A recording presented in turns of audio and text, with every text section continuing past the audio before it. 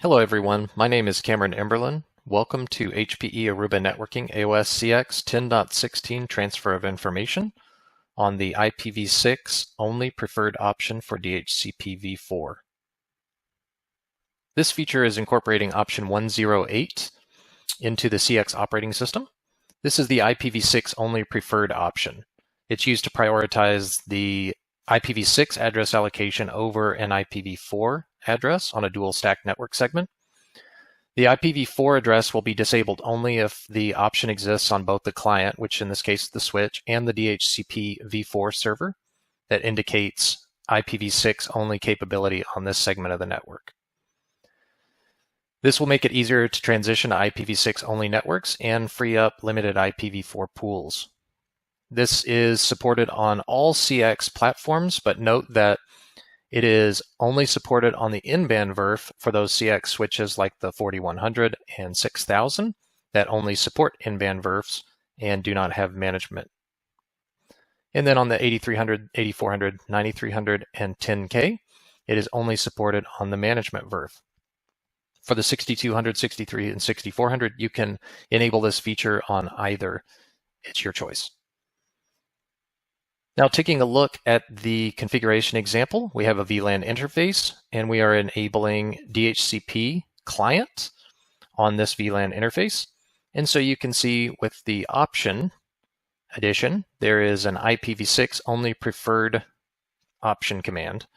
So if we enable IP DHCP option IPv6 only preferred on this VLAN interface, and then we enable the interface to receive an IP address or reset it if it already had one, then we will get an IPv6 address.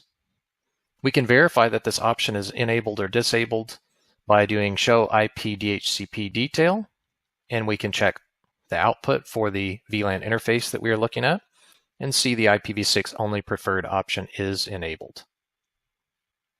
The option command must be configured prior to the DHCP lease getting assigned for this command to take effect. So that being said, if you already have a DHCP address on a VLAN interface or a management VRF, then you will need to add this option and then restart that interface or reset DHCP. To do this, you can shut down the interface and then bring the interface back up, or you can disable DHCP client and re-enable DHCP client with IP DHCP.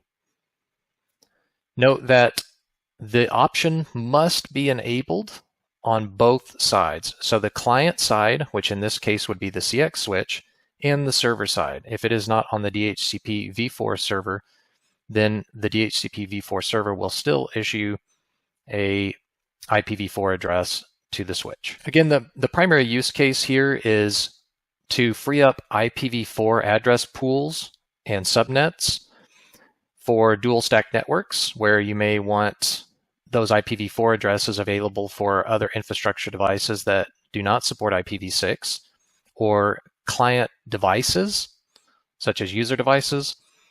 And we want to move our infrastructure devices that do support IPv6 management to IPv6 only.